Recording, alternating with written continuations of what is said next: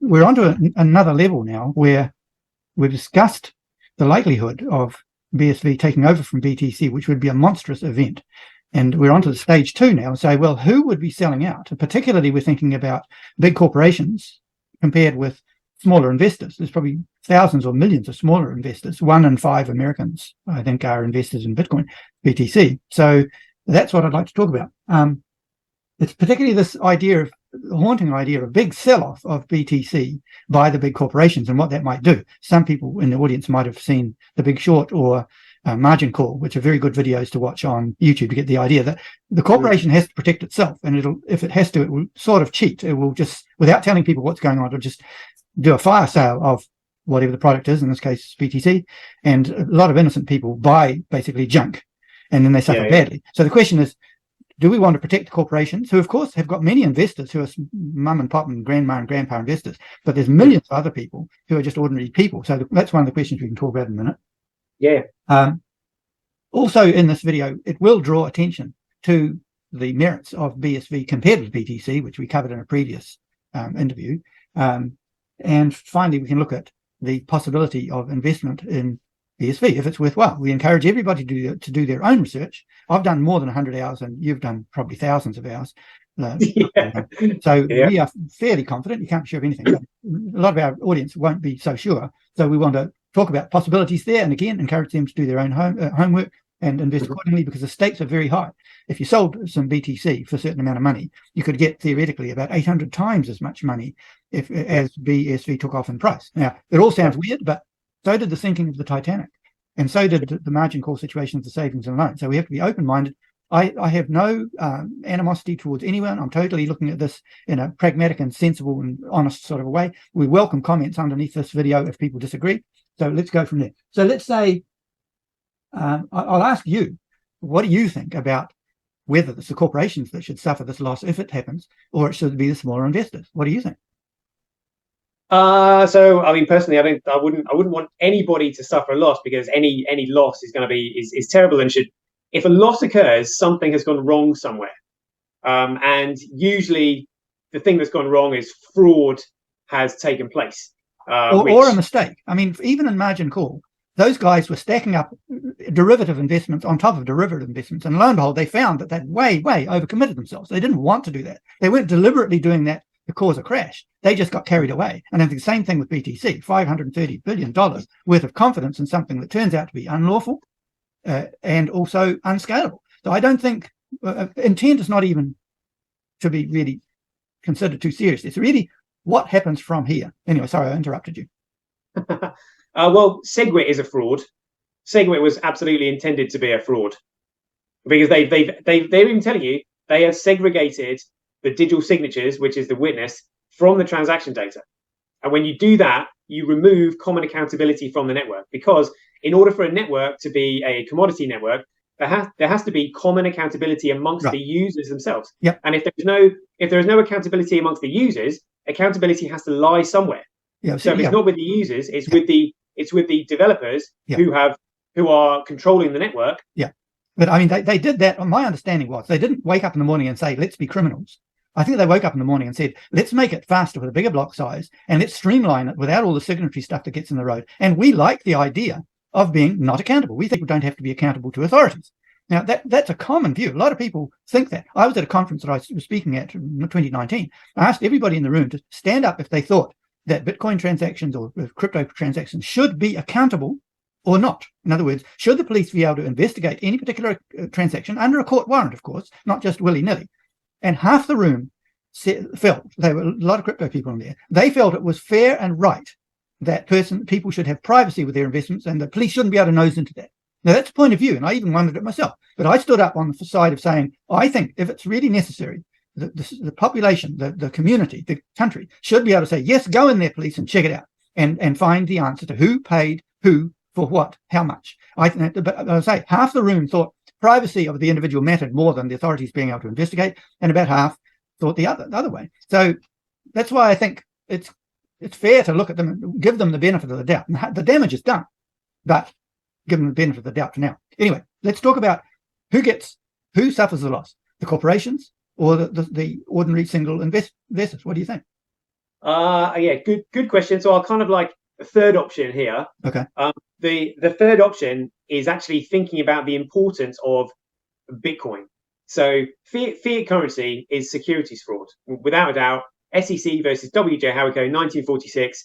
Ever since the Nixon shock on the 15th of August 1971, it is securities fraud, and is causing all the damage, all the economic damage in the world right now is caused by an inflationary currency that is backed by absolutely nothing, that is printed by a central authority that can just simply print as much currency to the heart's content, because there are only two ways to enslave a country. One is by the sword, the other is by debt. And if you can just simply print your currency, you can't ever be in debt, but you can enslave everybody else. So we need to get rid of that system. We need to go back to an asset, well, we need asset backed, or preferably a commodity system. And that commodity is digital data in the form of Bitcoin. So the way you keep the Bitcoin network going is you have to throw the miners a lifeline, because if the miners cannot economically sustain their mining operations, they go bust and Bitcoin disappears. So it's all about protecting the miners. So at the moment, the miners can sustain their mining operations because they're mining BTC, and BTC has got a high market value. So they can mine BTC, they can sell it, they can cover their running costs. But BTC is economically worthless. It's contractually illegitimate, and it has no value. So the only way to keep the mining operations in check is if you've got BTC up here, and then all of a sudden the price just flips. It's the only way it can happen. So the miners can just flick their hash rate straight over, and they can mine BSV, and Bitcoin can continue. Okay, so that's okay. That's the only consideration and concern that I have. Okay, so that's the important thing you've just said is, if there is a landslide away from BTC, it being unscalable and not lawful, to BSV instead, it's going to be quite feasible to do that. The miners simply switch from BTC to BSV. But we come back to the question, I'm not sure you want to answer it, is that will cause a drastic change in the value of investments of $530 billion worth of small investors and corporate investors. Now, my guess is, it's just a guess, and the audience will have their own views. My guess is, in the savings and loan, it would have been better if the corporations had been able to swallow that massive loss because of overvaluing the properties, rather than mum and pop and the newly married couple that bought a house and stuff. It would have perhaps been better for society if the smaller investors hadn't borne the loss the way they did, and it being the corporations that went bankrupt, but they didn't. So here we are in the same sort of situation now. My guess is, I'm not sure, is that it'd be better that big corporations like MicroStrategy and Tesla and Square and others who own billions of dollars worth of Bitcoin, they find they've made a mistake and they take the loss rather than the massive number of small investors. And this video talks to the people with smaller investments, maybe 1,000 or 10,000 or 100,000 that they've invested in. They get to learn from this video, or other ways, what's happening with BSV crashing and going, and they buy BSV and they're okay. And they say, I'm glad I watched that video. So that's my perspective right now. I'm not sure. I thought I'd ask you, but I think you're not sure either, right? Yeah, I mean, I would certainly prefer that, because smaller investors, the amount that they invest is more personal to them. Corporates are corporations; they're dead entities. They don't end up losing the houses or anything like that, because it's the corporation that loses, and the corporation, the corporation isn't a person. Well, hang on a sec, because if they're a mutual fund with thousands of mum and pop investors start putting their savings away, and they, like Square or like that, they go bankrupt, and mum and pop get 10 cents in the dollar. So it still hurts a lot of people. So that's the dilemma I'm suffering at the moment. But anyway, we'll see. With Bitcoin, they shouldn't really be buying it through a fund. They should be buying it for I mean, the only way I can sleep at night knowing this is the fact that if they bought BTC post SegWit being implemented, then the entire narrative was hodl, hodl, hodl. So they're buying it with full intentions of not doing anything with it apart from shitting on someone else. So they bought it at a low price. Hang on. That's unfair, because people understand according to the information they get. They're told that BTC is a great thing. It's going up in value. It's a grand new way of transacting. They say, yep, I'm in there. I'm going to save for my house that way. I'm going to save for my retirement that way. They don't know. They're being misled by the situation. So I can't blame them for that. Well, things like that. Well, when you say it's a great way to transact, they're not actually. BTC didn't encourage people to use it. Their whole line was not many use it, store of value. Like Peter McCormack had said, why do we need a transaction provider? We've got credit and debit cards that do perfectly well for that. So for them, it's just purely a speculative nothingness that does nothing. That they just hope that keeping their fingers crossed. The Ponzi scheme, it goes up. Okay. I mean, I think I'd agree that most of them are like that, including me. I'm out of BTC now, but I thought, wow, my money's going to grow if I put it there. I did also tell myself that, from what I hear, it's a revolutionary new way of transacting globally, cheap, fast, very good for society. So I said, well, you might make a lot of money, but you're doing a good thing as well. So that's what I think a lot of them did. But another thing is, too, if they bought through a broker, because gradually it became so mainstream that 1 in 5 Americans own Bitcoin, and it wasn't just buying it themselves, they were buying it from their broker. The broker eventually started to get a bit of an understanding and saying, well, Granny, you might like to put maybe 10% of your life savings into there, or 50%, whatever. She'll say, yeah, I'll put 50% in. So she's put a lot of money in there in good faith because she trusts her broker. Her broker doesn't know much, really. But anyway, it's going up, so they take a chance. So there's a lot of deception in the air. I don't say deception in the sense of being malicious or deliberate. I'm saying people in good faith took a chance, and there they are. So I'm summarizing that corporate buying through a broker or buying from a corporation can affect small players as well, because they've trusted their broker, and they can lose that way too. So anyway, maybe the jury's out on that for now, but I'm just saying we've got to think about who gets hurt. Because we can say, hooray, hooray, we know we're clever and we've seen the stuff and we're telling people about it. But I feel some responsibility to whoever hears this video and decides from it. Oh yeah. Well, this is why I've been doing my educational videos. Like I can sleep at night knowing that I've done my best, right, to give people full disclosure on everything, so that they can make their own informed decision. Yeah. Now, one thing to talk about next topic is if a big corporation like MicroStrategy or Square discover that they're in very bad trouble because of BTC. Now they can it's a standard sort of the movie margin call situation where they have a 3 a.m. meeting of the board and they say, what are we going to do? And the boss says, well, I'm the boss of the corporation. We're in here to survive. So we're going to do what we have to survive. And we will, and he asks his chief financial officers, what do we do? And they say, sell it all. So that's what they do. They either quietly or as quietly and quickly as possible, they sell it off to whoever they want. And I suspect that if they were going to do it, they might say, let's say it was Tesla or MicroStrategy. MicroStrategy's got about $4 billion worth of BTC sitting there rotting, and Tesla's got about $50 billion, and that's a lot of money. And I think what they might be able to do is declare in public that they need a great deal of money for a wonderful new opportunity, which is going to catalyze their operation and bring big benefits. They can't explain who it is yet, but they're going to do a big takeover, a very cooperative takeover, and it's going to need $50 billion or $6 billion. And so they say, we are going to have to sell off our BTC. So this is a good time for people to buy BTC because you can get it off us so cheap, because we can catalyze our operation way more than BTC is rising. We hate to say goodbye to our BTC, but here it is. Buy a whole lot of it. And the public look, wow, look at this. And they buy billions of dollars worth of BTC. And then the SEC stomps on BTC and the big corporation is fine. And they say, oh, well, that merger we were going to do, it didn't quite work. It's a shame. But we were lucky, weren't we, that we sold off our BTC because it's not doing very well now. So that's the scene, I think. It would only take, I think, one of those. Like if MicroStrategy sold off its 134,000 BTC, it could do that, maybe. But I think it'd have to have a pretty good, credible reason, and they would have to mislead the world to do it. Yeah. But I think if MicroStrategy did it, others like Square and Tesla would be suspicious that something was going on. They'd check it out, and they'd be ready to dump as well. I mean, the second big corporation like Tesla couldn't say, yeah, we've got a big merger coming up too, and we're going to need to sell all our Bitcoin.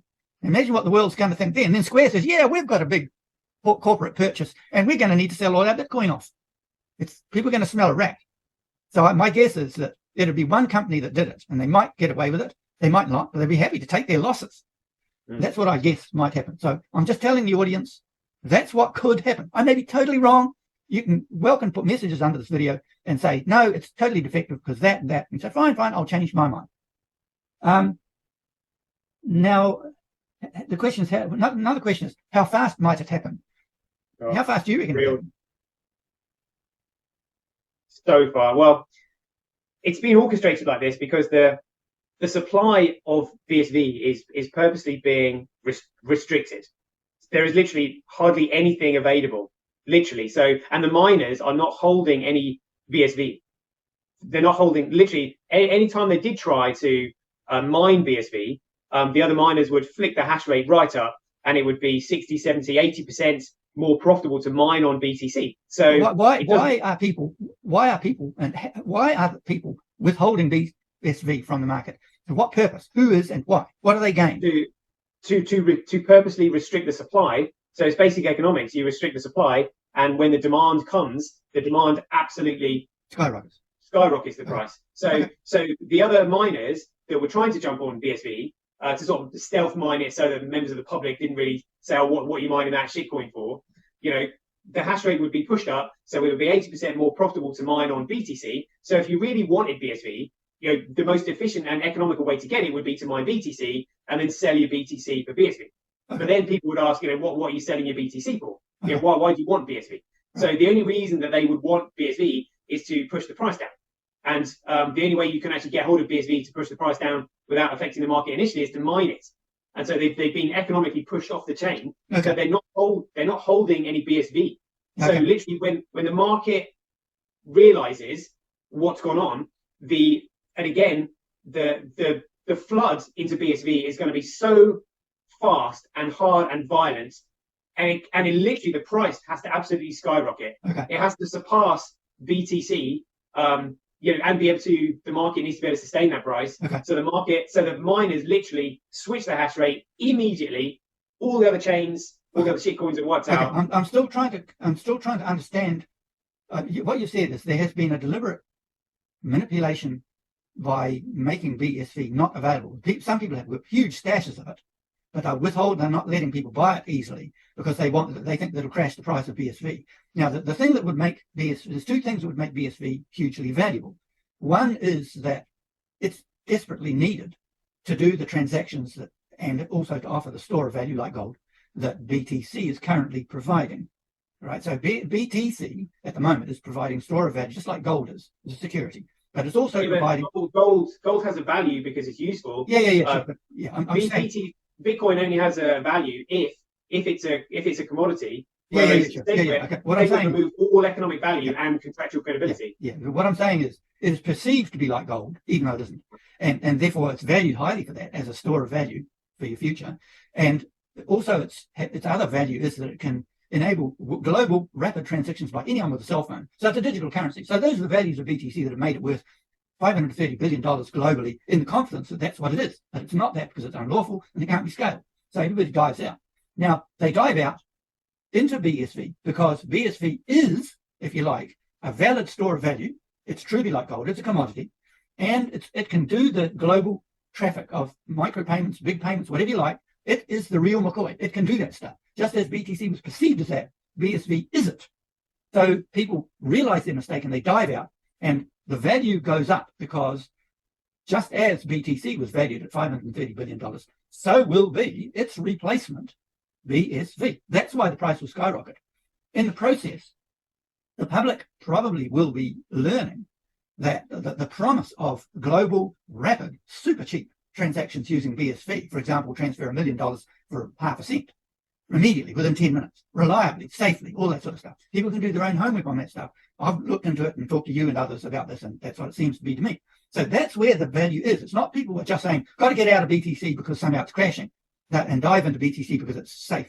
It is because it's huge value, store of value for the future, huge value as a means of communicating money and value globally very fast, and safety and legality. It can scale up infinitely. It can have an infinitely large block size. In other words, you can pack thousands and thousands and thousands of transactions into one block that goes every 10 minutes, and you can send them anywhere. So it's unlimited in trafficability. And so, are you aware of the scaling patent that's been filed? Craig has put it. Enchain has filed paperwork proving that the technology can scale to 10 to the power of 11 transactions per second. Yeah. Okay. So it's hugely trafficable. It's huge. It's like a huge pipe that can carry as many transactions as the entire world would want to do. For example, in the Internet of Things, where cars and neighborhoods and lights and houses and all connected, the costing and the payments for all that stuff, tiny payments, millions of them a day, millions of them an hour, they can all be coped with by BSV, but they cannot by BTC. All right. So that's where the value of BSV goes. It changes away from the wrong perception that BTC is that to the correct perception that BSV is the true original version of Bitcoin that can do that. Can I just add a little bit more to that? So, sure. yeah, the value of blockchain technology is digital data integrity and security. So, if you are a digital tech business like Visa and MasterCard, your entire business model is built around securing digital data, because all of your customers' transactions are digital, so they have to be kept on a corporate service somewhere. Let me toss an example for you to continue with. We're in the era of AI now, and AI depends on having monster clumps of data to operate on. Now, they may be worth $10 million a piece. So you want to store that safely somewhere where it can't be lost. That would be a chunk of data. So keep talking. Yeah. So these server centers, depending on how big the business is, sometimes cost millions, if not billions of dollars to secure with maintenance, cybersecurity, virus software, maintenance, upkeep, everything like that. Now, when you have a network like Bitcoin that can do 10 to the power of 11 transactions per second with terabyte size blocks, you can get rid of all of those overheads of your business with those maintenance and service costs and cybersecurity and virus software. You can get rid of all of those, and you can port your digital business onto the Bitcoin network, where you can sleep at night knowing that all of your customers' records and data cannot be cracked, hacked, altered, changed, or deleted, and they're no longer susceptible to cybersecurity acts of virus software, and the network can't be taken down because it's economically competitive and globally distributed. And all you've got to do... It's permanently recorded, cannot be modified ever. And this has been true for a long time. Like for decades, many people have tried to hack into the Bitcoin network, and they've never succeeded. So it means you're putting a copy of your corpora, your big AI corpora about transportation or something that's worth $10 million. You do not want anyone to corrupt that, to modify it, anything. You put it in to the BSV network and the Bitcoin network, and there it is, locked forever. Yeah, unchangeable. Yeah. So that's the benefit. So now you've got corporations like Visa and MasterCard buying Bitcoin in order to use the network to save themselves millions, if not billions of dollars, and at the same time, it's an asset that's fixed in supply and therefore increasing in value as more and more people come to use it. Right. It's a double whammy. So there's only ever going to be 21. Yeah. Only ever going to be 21 million BSVs, Bitcoins. Let's say Bitcoin means BSV. Yeah. BTC is a corruption of Bitcoin. So BSV. Anyway, so that gives them the security they want. They don't have to pay for service and complicated equipment in their office. They can store it in the cloud on the blockchain, and there it is, safe forever. That's the benefit of it. Saves society huge amounts of money. Go ahead. Yeah, and to benefit from it, all they need to do is buy it and use it. So they're buying it to save themselves money, and at the same time, it's an asset that's fixed in supply and increasing in value. So the economics of this thing is just absolutely insane. Right. Okay. Yeah. So, and the transactions get cheaper with more traffic, apparently. So it's almost negligible, like under a cent, to send any amount to anyone on the planet. And if it's a dishonest transaction, the Interpol and the police will, using a court warrant, be able to investigate it and find out who did it. So that keeps all the authorities happy and the population of the world happy that there is accountability. So there it is. So the transactions become enormous. It makes life easier for everybody. Huge amounts of transactions are going on. Yeah. Now, before we finish, people will want to check it out for themselves. What would you say were some ideas for links or places to go to find out for themselves? Because they won't necessarily believe us. We don't want you to. We'd like you to check it out and see for yourself. And if you can prove us wrong, please put a message underneath. So what would you say? The first thing I would say is check your legacy wallet address. So part of the original protocol the original protocol of the genuine Bitcoin was that all legacy addresses started with the number 1. Yeah. So Bitcoin, when it first started and had the ticker symbol BTC, all Bitcoin legacy addresses started with the number 1. But if you change a fundamental part of the protocol, then that will result in the change of the legacy address. So when SegWit was implemented, because that was a fundamental change to the protocol, it ended up changing the legacy addresses. So now all SegWit addresses start with either the letters BC or the number 3. So those are defective wallet addresses. So we're talking to the audience, say, have a look at the wallet address of your Bitcoin account, wherever it is, Exodus or Trace or whatever it is. If that address does not start with 1, then you are in danger because you are holding something that is not the original Bitcoin. It should be BSV, but it's actually the corrupted version of Bitcoin, and you know what to do. So look at the address of your wallet. If it doesn't start with 1, you could be in trouble. Correct. Now, what about to find out more? What's the easiest places to go toss a few ideas about. I mean, you can say, look at videos. There's a lot of confusion about BSV, Bitcoin and stuff, but the Bitcoin Association might be a place to go. Yeah. You can go to Bitcoin Association. You can go to CoinGeek, which is a really good one. Yeah, you look at CoinGeek videos. I think they've moved along so much that they might get a bit complicated. But do your homework. This could make a huge difference to you. If you, at the moment, as I say, if you invest $1,000 in BSV, it seems if the price swaps with BTC, you could get 800 times more than that if the changeover takes place as we think it might. But do your own homework. We're not authorities. Oh, you're more of authority than I am. But do your own homework, figure out for yourself, and you could do very well. Any other things you want to cover before we finish? We've got 5 more minutes. Yeah, I mean, they can go onto my channel, which is just youtube.com/BSV Bitcoin. Okay. You'll see under the title of Genuine Bitcoin with the ticker symbol BSV. But they can check out one of the best websites for checking out applications being built on the network is bsvdata.com. Okay. I like your videos because although they run very fast and they do sometimes get complicated, I have been educated very well. I've had to stop and redo it sometimes, but it's very valuable because it understands that the mechanisms underlying the real Bitcoin, BSV, compared with the BTC one. Well, yeah, okay, I'd also recommend looking at, if they look at CoinDance as well, CoinDance shows you the size of the blocks. Okay. So the size of the blocks represents the amount of data being uploaded onto the network. The data is uploaded via the transactions, which is where the transaction volume comes from. Yeah. The transactions are processed by the nodes. The nodes are what create blocks and supply the hash rate. Hash rate is attracted to the price, which is meant to be representative of the value, but the price is currently speculative because people don't know what Bitcoin really is. So have a look at the amount of data going up onto the network is huge. Yeah, it's good to again emphasize that there's a limited supply of Bitcoin, BSV. So as it becomes more and more useful and demanded by industry and business, there will be demand for it and a limited supply of it is going to make the price go up, just like it does with gold. All right, well, I think that's a good little interview for now, and feel welcome, people, to put your comments underneath. If you can prove us wrong, we'll be grateful, but could be good for you to do a little homework and invest accordingly. All right, bye.